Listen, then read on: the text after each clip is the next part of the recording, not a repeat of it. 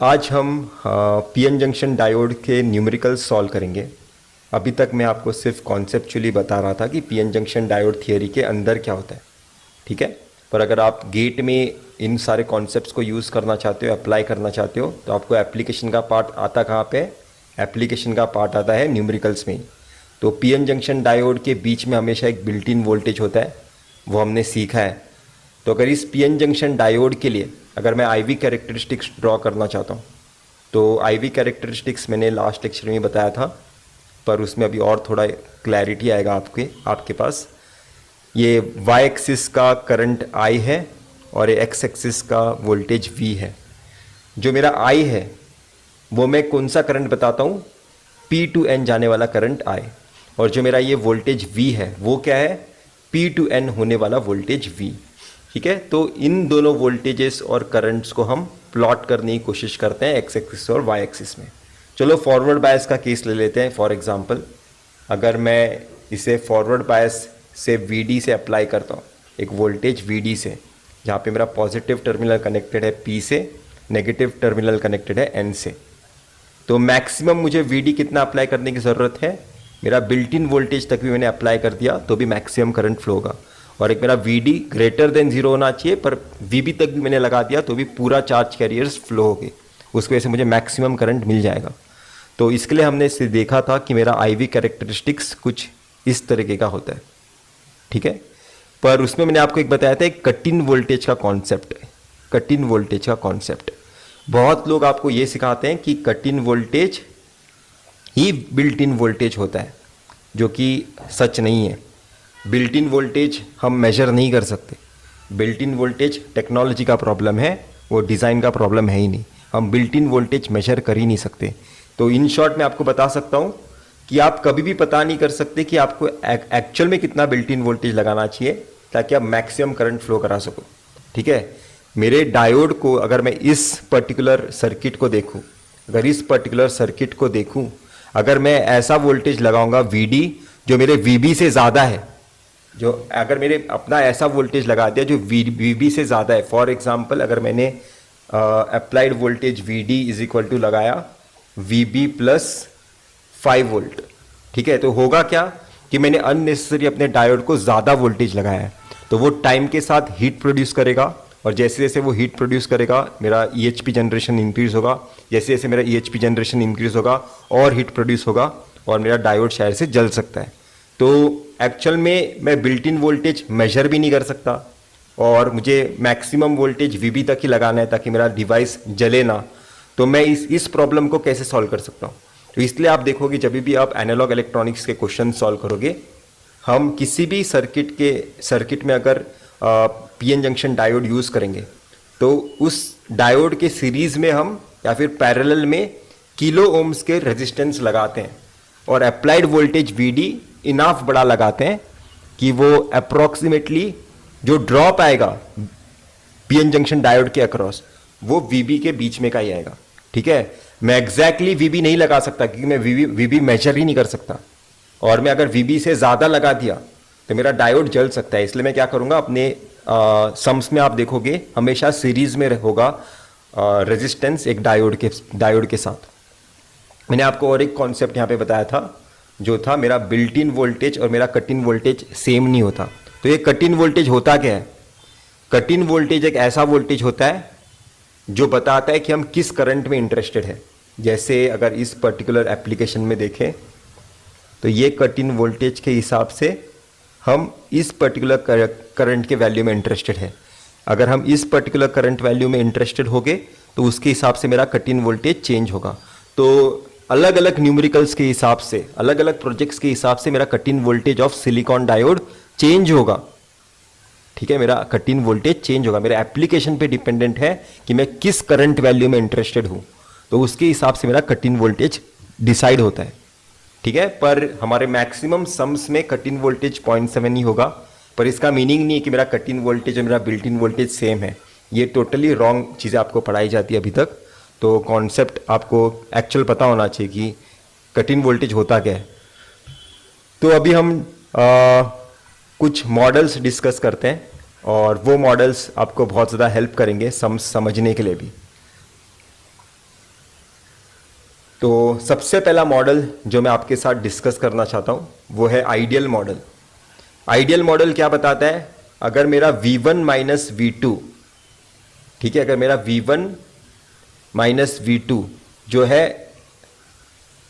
VD, V1 minus V2 ही तो VD है, तो मैं क्या बोल सकता हूँ, मेरा अगर VD ग्रेटर देन जीरो है, अगर मेरा VD ग्रेटर देन जीरो है तो मेरा डायोड फॉरवर्ड बायस हो जाएगा, मेरा डायोड फॉरवर्ड बायस हो जाएगा। और उस केस में मैं अपने डायोड को शॉर्ट सर्किट से रिप्लेस करूंगा। किससे? शॉर्ट सर्किट से। तो इस पर्टिकुलर केस में मुझे डायोड को कैसे रिप्लेस करना होगा?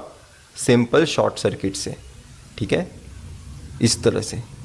और दूसरा केस क्या होगा, अगर आपका VD लेस देन जीरो है, अगर आपका VD लेस देन जीरो है, उस केस में क्या होगा कि आपका डायोड रिवर्स बायस होगा, आपका डायोड रिवर्स बायस होगा। उस केस में आपको अपने डायोड को कैसे रिप्लेस करना है? डायोड को आपको रिप्लेस करना है ओपन सर्किट से। तो उस केस में आप अपने डायोड को कैसे दिखाओगे? ओपन सर्किट से। तो इस पर्टिकुलर केस में जहां पे डायोड ओपन सर्किट हुआ है, वहां पे कुछ तो करंट प्रोड्यूस होगा। वो करंट का वैल्यू क्या होगा वो टोटली डिपेंड करता है उस प्रोजेक्ट पे या फिर उस न्यूमेरिकल पे। पर इस ओपन सर्किट पे करंट डेफिनेटली जीरो प्रोड्यूस होगा, करंट जीरो फ्लो होगा। तो इस केस को मैं कैसे प्लॉट कर सकता हूं? अगर ये मेरा करंट आई का एक्सिस है, वाई एक्सिस, और ये मेरा वोल्टेज VD का एक्सिस है, तो मैं इसे कैसे प्लॉट कर सकता हूं? लेस देन जीरो के लिए, लेस देन जीरो के लिए जीरो वोल्टेज है, ठीक है, सॉरी जीरो करंट है। देखो देखो, VD लेस देन जीरो के लिए जीरो करंट है, तो मैंने वही बताया, VD लेस देन जीरो के लिए जीरो करंट है। पर VD ग्रेटर देन जीरो के लिए कुछ तो एक particular value of I current flow होगा।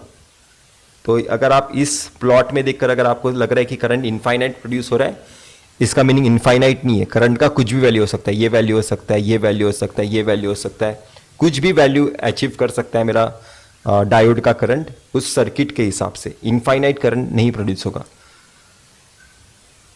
अब हम सेकेंड मॉडल डिस्कस करते हैं जो है प्रैक्टिकल मॉडल। प्रैक्टिकल मॉडल क्या बताता है कि हम डायोड को फॉरवर्ड बायस तभी बता सकते हैं, हम इस डायोड D को फॉरवर्ड बायस तभी बता सकते हैं जब मेरा V1 माइनस V2, ये टर्मिनल का वोल्टेज माइनस ये टर्मिनल का voltage is greater than cut in voltage of this diode, cut in voltage of this diode. अगर मेरा V1 माइनस V2, अगर इस पर्टिकुलर V1 माइनस V2 को VD कंसिडर करें, अगर मेरा VD is greater than cut in voltage, तब मैं बोल सकता हूं कि मेरा डायोड फॉरवर्ड बायस है, मेरा डायोड फॉरवर्ड बायस है। और इस केस में अपने डायोड को कैसे रिप्लेस करोगे? इस केस में अपने डायोड को आप रिप्लेस करोगे कट इन वोल्टेज के वैल्यू से, कट इन वोल्टेज के वैल्यू से। तो मैं होप कर रहा हूं आपको ये चीज समझ में आई होगी। हम अपने डायोड को कट इन वोल्टेज से रिप्लेस करते हैं फॉरवर्ड बायस के केस में। अगर हमें क्वेश्चन में मेंशन किया गया है कि आपका diode practical model of diode है। पर दूसरा केस क्या हो सकता है? मेरा VD less then V gamma हो सकता है, मेरा VD less then V gamma हो सकता है। उस केस में क्या करूंगा? मैं अपने डायोड को कंसीडर करूंगा क्योंकि मेरा डायोड रिवर्स बायस हो चुका है, मेरा डायोड रिवर्स बायस हो चुका है। इसे आप कैसे और लिख सकते हो? V1 minus V2 is less than V gamma, ठीक है। मैंने इसी को यहां पे इस तरह से लिखा है। तो उस केस में मेरा डायोड रिवर्स बायस होता है, और जब भी आपका डायोड रिवर्स बायस होता है उसे ओपन सर्किट करना है, ठीक है। तो इस केस में करंट कितना फ्लो हो रहा है? जीरो फ्लो हो रहा है। तो अगर इन दोनों केसेस को मैं वापस से ड्रॉ करना चाहता हूं तो मैं कैसे ड्रॉ करूंगा? यह है मेरा करंट का एक्सिस I, और यह है मेरे वोल्टेज का एक्सिस V, और यह है वो cut in voltage V gamma. तो इसे मैं कैसे प्लॉट करूंगा? जब मेरा voltage VD greater than V gamma होगा तभी इसमें कुछ तो करंट I फ्लो होगा, ठीक है। तो इसे कैसे लिखूंगा? जब मेरा VD, ठीक है, ये VD वोल्टेज है, ये वोल्टेज VD है, जब मेरा voltage VD greater than zero होगा, सॉरी वी गामा होगा ग्रेटर देन वी गामा, तब कुछ तो करंट यहाँ पे फ्लो होगा। वो इतना फ्लो हो सकता है, इतना फ्लो हो सकता है, इतना फ्लो हो सकता है, वो डिपेंड करता है कि मेरा प्रोजेक्ट क्या है या फिर मेरा न्यूमेरिकल क्या है।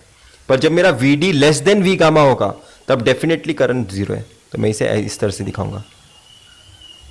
ठीक है, मैं होप कर रहा हूँ आपको ये चीज़ समझ में आई होगी।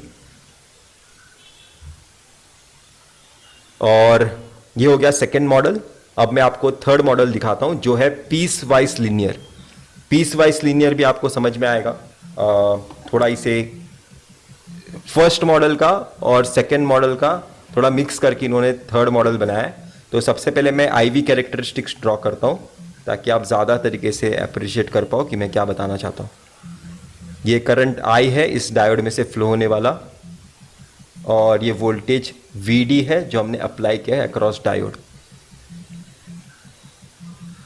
तो वी गामा जो वोल्टेज है, कट इन वोल्टेज, तब से मेरा करंट जो फ्लो होता है वो एक तरीके से लीनियर डिवाइस की तरह फ्लो होता है। और लेस देन वी गामा के लिए मेरा करंट कैसा फ्लो होता है, इक्वल टू जीरो फ्लो होता है। तो इस तरह से उन्होंने पीस वाइज लीनियर मॉडल को डिफाइन किया है। तो इसे हम कैसे बनाएंगे वो मैं आपको बताता हूं। जब भी मेरा VD greater than V gamma है, जब भी मेरा VD greater than V gamma है, तब मुझे एक लीनियर डिवाइस की तरह मेरा आईवी कैरेक्टरिस्टिक्स दिखाई दे रहा है। तो वही मैं यहां पे लिख देता हूं, VD greater than V gamma. तब आपको अपने डायोड को कैसे रिप्लेस करना है मैं आपको बताता हूं। आपका डायोड तब क्या होता है, फॉरवर्ड बायस। आपको आपके डायोड को कट इन वोल्टेज के साथ रिप्लेस करना है, साथ ही साथ एक रेजिस्टेंस आरडी के साथ रिप्लेस करना है। ठीक है, कैपिटल आरडी लिखता हूं।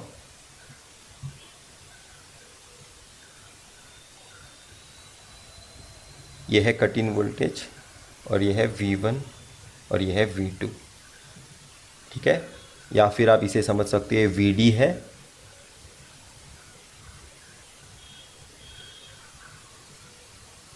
और ये जीरो वोल्टेज। तो करंट आई का इक्वेशन क्या आएगा इसके हिसाब से, इस ब्रांच के हिसाब से करंट आई का इक्वेशन क्या आएगा, I is equal to V D minus V gamma by capital R D. तो आप देख सकते हो ये सेम इक्वेशन इस प्लॉट को भी जस्टिफाई करेगा, जहाँ पे इस प्लॉट का अगर हम स्लोप देखें तो होगा 1/RD।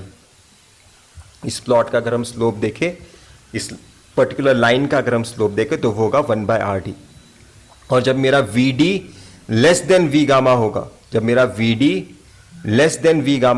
तब मेरे सर्किट में करंट कितना फ्लो होना चाहिए, जीरो होना चाहिए, और मैं अपने डायोड को ओपन सर्किट ही कंसीडर करूंगा।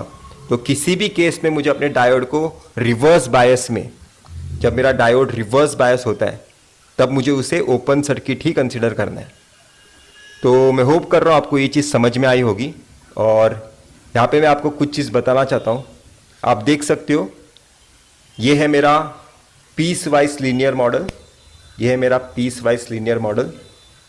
और ये है मेरा आइडियल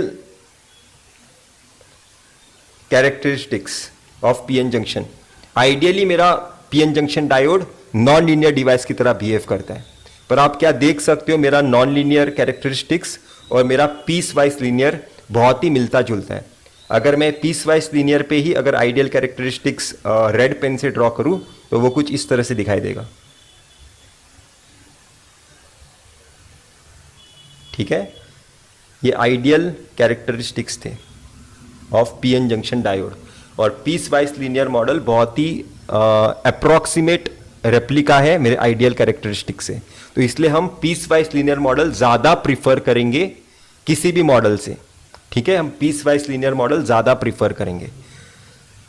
पर आप हमेशा अपने क्वेश्चन में देखोगे, आप अपने डायोड्स को प्रैक्टिकल मॉडल से रिप्लेस करोगे, जहाँ पे V1 और V2 के बीच में कोई रेजिस्टेंस नहीं होगा। जैसे अगर मैं ये वाला केस देखूँ, प्रैक्टिकल मॉडल में देखो, ये प्रैक्टिकल मॉडल है और डायोड जब भी मेरा फॉरवर्ड बायस होता है, मैं डायोड को डायरेक्ट कट इन वोल्टेज से रिप्लेस करता हूँ। यहाँ पे मैं कोई रेजिस्टेंस आर डी नहीं दिखाता हूँ प्रैक्टिकल मॉडल में। मैं पीस वाइज लीनियर मॉडल में भी एक्चुअली मैं अपने डायोड को नेटवर्क थ्योरी के कॉन्सेप्ट्स यूज़ करना चाहता हूँ। थेवेनिन, नॉर्टन, सुपरपोजिशन, जो सारे लीनियर डिवाइस डिमांड करते हैं, तो मुझे आइडियली तो piecewise linear model use करना चाहिए था, क्योंकि वो लीनियर की तरह पीस वाइज तो बिहेव कर रहा है। पर मैं प्रैक्टिकल मॉडल यूज़ कर लूँगा वो सारे थियरम्स में। मैं सुपरपोजिशन थियरम अप्लाई करने के टाइम भी प्रैक्टिकल मॉडल ही यूज़ कर लूँगा। वो क्यों पॉसिबल हो पाता है?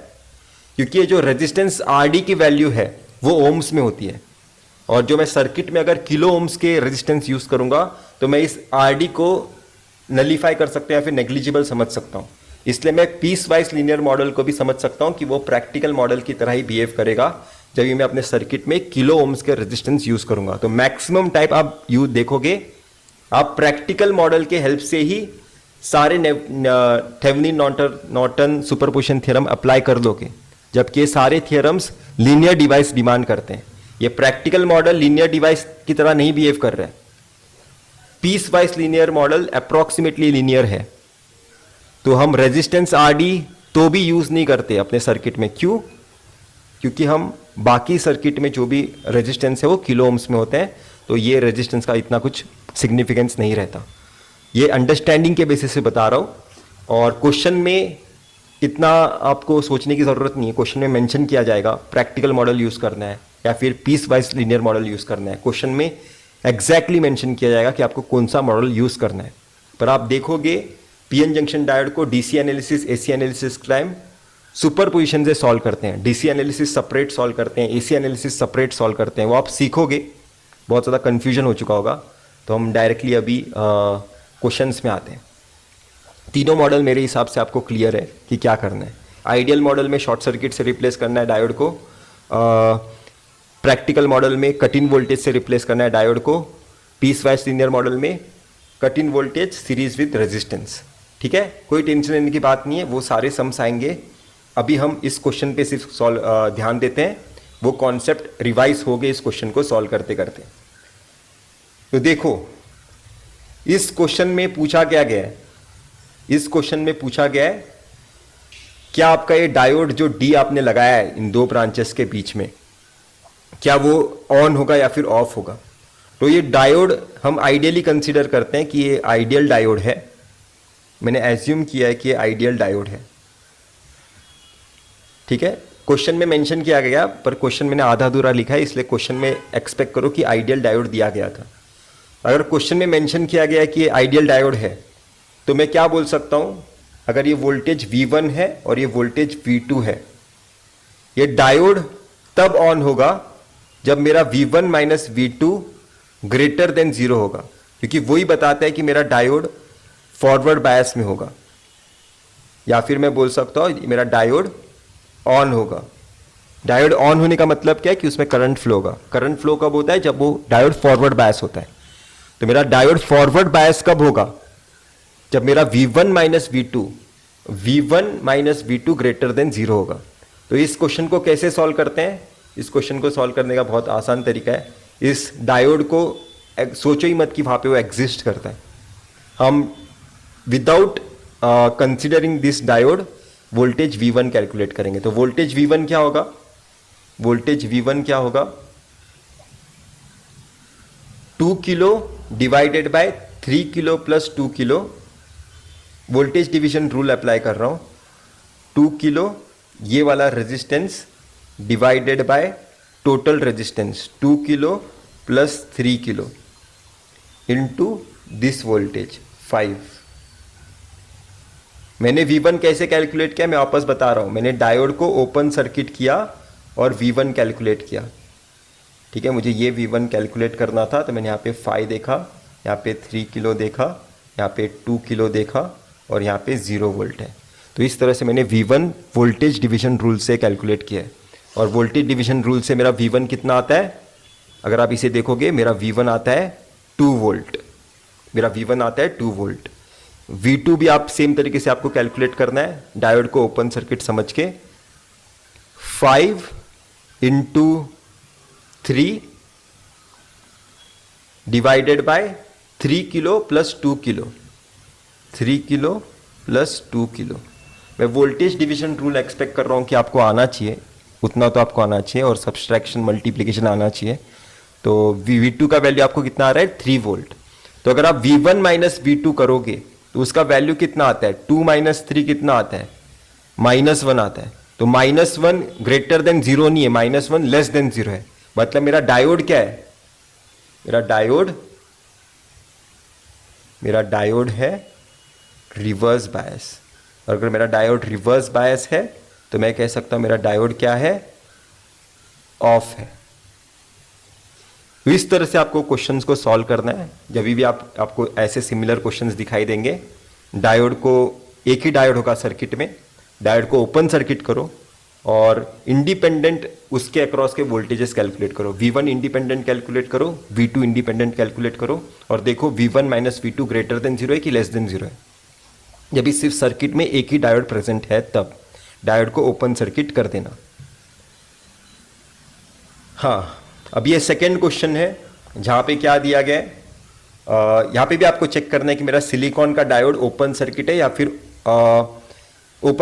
या फिर फॉरवर्ड बायस है, या फिर ऑन है या फिर ऑफ है। तो कैसे करेंगे हम इसको, हम V1 कैलकुलेट करेंगे। V1 क्या होगा, 10 into 4 kilo divided by 4 kilo plus 6 kilo. तो ये क्या आएगा, 4 वोल्टेज आएगा। हाँ, 4 वोल्टेज ही आएगा। और अगर आप V2 कैलकुलेट करोगे, V2 क्या है, ये वाला voltage, 10 into 6 kilo ohms divided by 6 kilo ohms plus 4 kilo ohms. अगर आप इसकी भी वैल्यू कैलकुलेट करोगे आपको क्या आएगा, 6 वोल्ट आएगा। ठीक है, इसका वैल्यू क्या है आपको, 6 वोल्ट आया। अगर आप अभी देखोगे V1 माइनस V2 कितना आता है, V1 माइनस V2 4 माइनस 6। ठीक है, और आप जाके अपने 4 माइनस 6 देखोगे और आप देखोगे कि -2 आ रहा है। अच्छा, V1 minus V2 less than 0 आ रहा है, तो मेरा डायोड ओपन सर्किट होना चाहिए क्योंकि वो रिवर्स बायस है। और ऐसे आप क्वेश्चन रॉन्ग करके आ जाओगे। आपको ये भी चेक करना है कि आपका जो डायोड का डायरेक्शन है वो कौन से डायरेक्शन में है। अगर आप इस सर्किट को ध्यान से देखोगे, ये P साइड है और ये N साइड है, तो मेरे को V2 minus V1 greater than 0 है कि नहीं चेक करना है। अगर मेरा V2 minus V1 greater than 0 है, ये वोल्टेज ग्रेटर देन ये वोल्टेज है, तब मेरा डायोड सिलिकॉन का जो है वो ऑन होगा। ठीक है, तो आप इस केस में देख सकते हो V2 माइनस V1 क्या है, 6 माइनस 4 इज इक्वल टू 2। तो इस केस में मेरा डायोड ऑन है, इस केस में मेरा डायोड ऑन है। मैं होप कर रहा हूं कि आपने वो लिखा होगा, गलती से मैंने इरेज कर दिया। अब हम अपने नेक्स्ट क्वेश्चन की तरफ जाते हैं, और नेक्स्ट क्वेश्चन थोड़ा बड़ा दिखाई दे रहा है, पर बड़ा दिखाई दे रहा है इसका मीनिंग वो डिफिकल्ट है, ऐसा नहीं है। मैं क्वेश्चन ध्यान से पढ़ता हूँ। Consider following circuit in which voltage across each diode is 0.6 volt. Voltage across each diode is 0.6 volt. इसका मीनिंग क्या वो बता रहे हैं कि यहाँ पे जो कट इन वोल्टेज है इन डायोड का, हर डायोड का, वो 0.6 है। आप देख सकते हो कट इन वोल्टेज 0.6 है, और जनरली हमें आदत है कट इन वोल्टेज सुनने की 0.7। मतलब एप्लीकेशन के हिसाब से मेरा कट इन वोल्टेज चेंज होता है। ठीक है, इवन डायोड के हिसाब से भी चेंज होता है, एप्लीकेशन के हिसाब से भी चेंज होता है।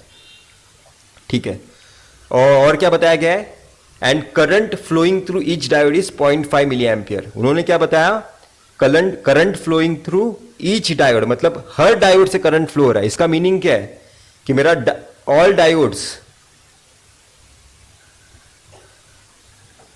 Are forward bias. इनडायरेक्टली वो यही बताना चाहते हैं कि सारे डायोड्स फॉरवर्ड बायस है, और अगर सारे डायोड्स फॉरवर्ड बायस है, उन्होंने पहले ही बता दिया है, तो मेरे हिसाब से आपका सम सॉल्व करने का पार्ट बहुत ही कम हो गया है। अभी आपको डायरेक्टली सिर्फ नेटवर्क थ्योरी अप्लाई करना होगा। तो मैं इस सर्किट को अच्छी तरीके से बनाता हूँ उसके फॉरवर्ड बायस के सिंप्लीफिकेशन के साथ, जहाँ पे फॉरवर्ड बायस में डायोड को मैं कट इन वोल्टेज से रिप्लेस करना पड़ता है। तो ये 0.6 वोल्ट, और ये है उसका रेजिस्टेंस R1 और यहाँ पे भी कितना था कट इन वोल्टेज 0.6 वोल्ट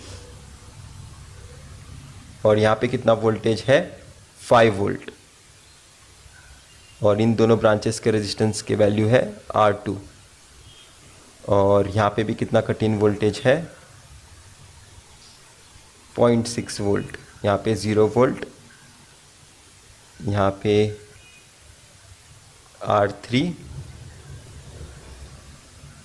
और यहाँ पे -5। तो हर डायोड में से करंट कितना फ्लो हो रहा है 0.5 मिली एम्पियर और हमेशा याद रखना करंट P2N फ्लो होता है, हमेशा याद रखना करंट P2N फ्लो होता है। जब भी आपको बताया जाएगा कि करंट डायोड में से फ्लो हो रहा है, फॉरवर्ड बायस है डायोड, तब 0.5 करंट पॉजिटिव है मतलब वो फॉरवर्ड बायस का करंट है, करंट नेगेटिव होता तो वो रिवर्स बायस का करंट होता, पर करंट बताया गया कि पॉजिटिव है मतलब वो फॉरवर्ड बायस का करंट है, तो P2N ही फ्लो होगा। तो यहाँ पे मैं आपको करंट की वैल्यू भी दिखा देता हूँ कि ये 0.5 मिली एम्पियर करंट इसमें से भी फ्लो हो रहा है, 0.5 मिली यहाँ से भी फ्लो हो रहा है। इसका मीनिंग यहाँ से कितना फ्लो होगा 1 मिली, क्योंकि यहाँ से 0.5 है, ऊपर से 0.5 है तो नीचे 1 मिली आएगा।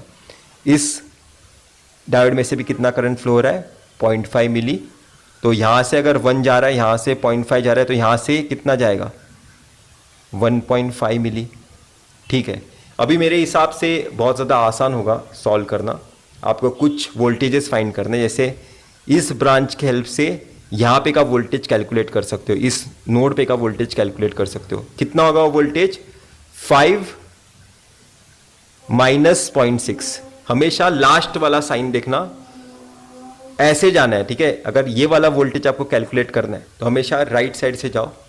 5 माइनस 0.6, अगर रुको मैं आपको बताता हूँ कैसे कैलकुलेट करते हैं।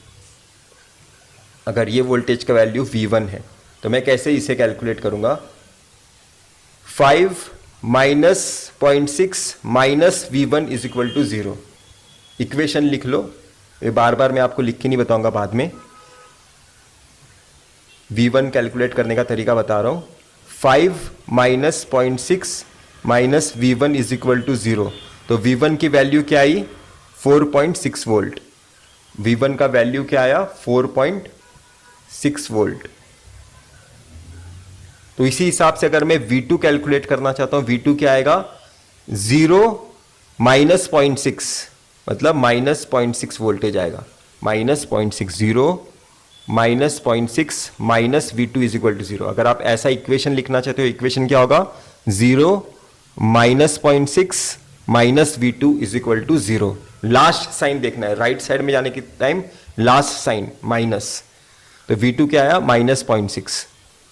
अभी मेरे हिसाब से बहुत ही सिंपल है, अगर आप सिर्फ इस ब्रांच को अभी कंसीडर करो और एक इक्वेशन लिखो, ठीक है, इस ब्रांच को कंसीडर करो और एक इक्वेशन लिखो।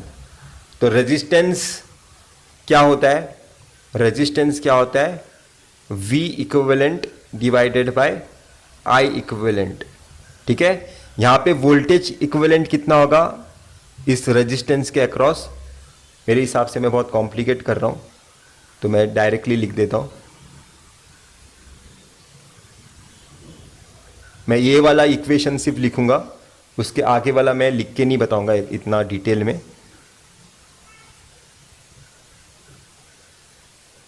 ठीक है, देखो 10 माइनस 0.6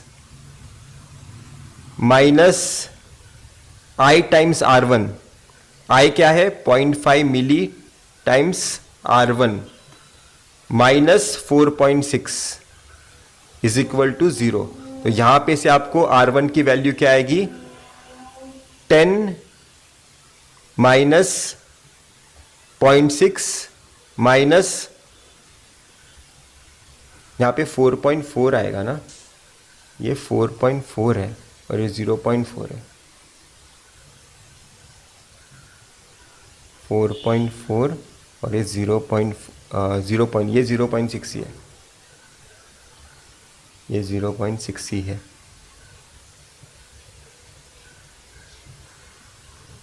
थोड़ा कैलकुलेशन एरर हो गया है।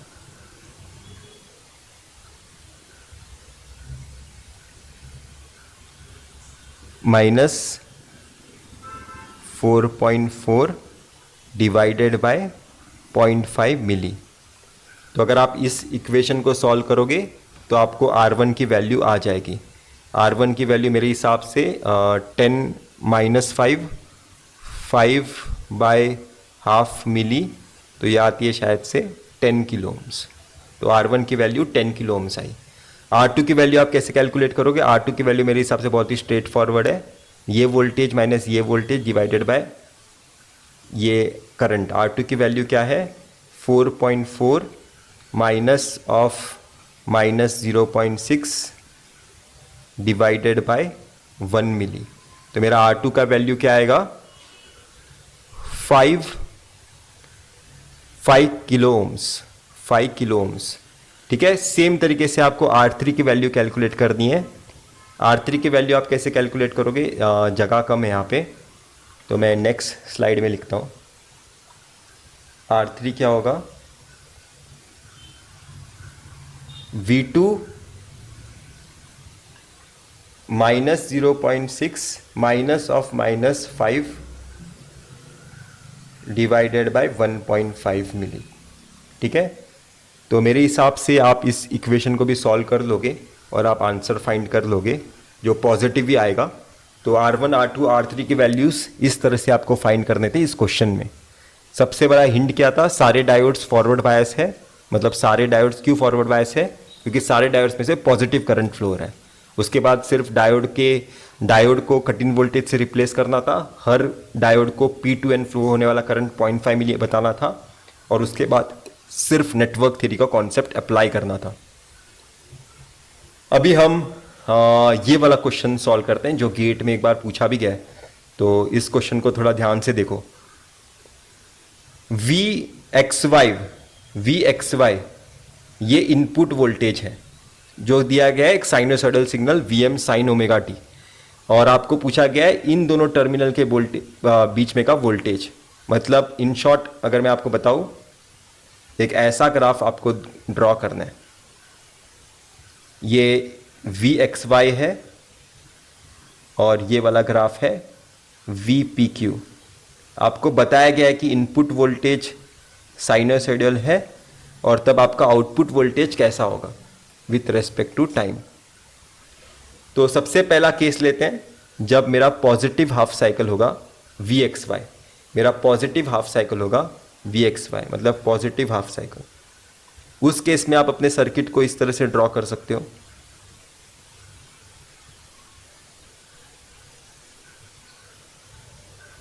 यहाँ पे एक रेजिस्टेंस है और यहाँ पे एक पॉजिटिव वोल्टेज आपने अप्लाई किया है।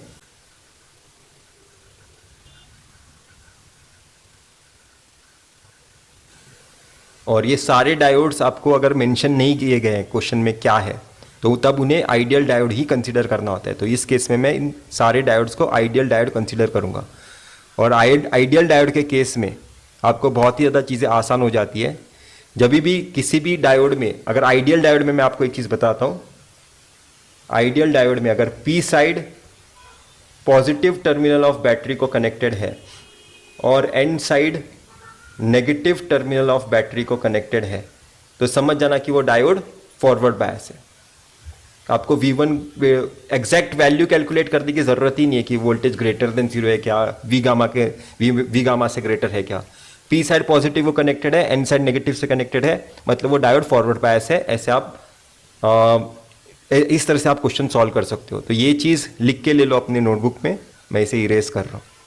तो आप देख सकते हो ये सारे डायोड्स के P साइड, देखो ये डायोड का P साइड ये है, ये डायोड का P साइड ये है, ये डायोड का N साइड ये है, डायोड का N साइड ये है। इन दोनों डायोड्स के P side positive terminal of battery से कनेक्टेड है, इन दोनों डायोड्स के N side negative terminal of battery से कनेक्टेड है। मतलब ये सारे डायोड्स क्या है? ये सारे डायोड्स फॉरवर्ड बायस है। तो मैं इन सारे डायोड्स को कैसे रिप्लेस करूंगा? शॉर्ट सर्किट से रिप्लेस करूंगा। वैसे इन डायोड्स को भी मैं शॉर्ट सर्किट से रिप्लेस करूंगा। और आपको वोल्टेज कहां पे पूछा गया था? इन दोनों टर्मिनल्स के बीच में। तो सेम अगर आप यहां पे P एंड Q वोल्टेज देखो, ये P और ये Q, तो आपको क्या दिखाई देगा? आपको ये दिखाई देगा कि मेरा P टर्मिनल मेरे Q टर्मिनल से शॉर्ट सर्किटेड है। मेरा P टर्मिनल मेरे Q टर्मिनल से शॉर्ट सर्किटेड है। आप देख सकते हो P टर्मिनल Q टर्मिनल से शॉर्ट सर्किट है। इसका मीनिंग क्या है कि मेरा voltage across P Q is equal to 0 है। कब? जब भी आप फॉरवर्ड पॉजिटिव साइकिल कंसिडर करते हो, जब भी आप पॉजिटिव साइकिल कंसिडर करते हो। इस केस में क्या है, आपका वी पी क्यू 0 है, आपका वी पी क्यू 0 है। ऐसे आपको अपने नोटबुक में भी ड्रॉ करना है।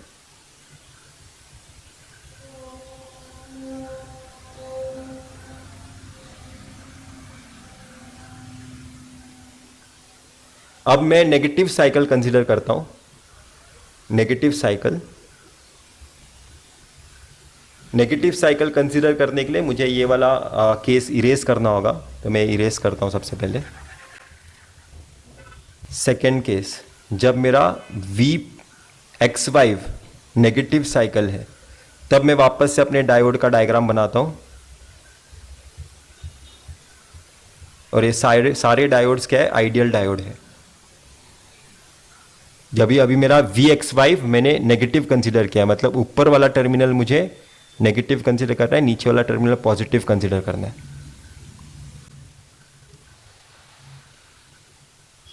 और इन दोनों टर्मिनल्स के बीच में एक रेजिस्टेंस R है।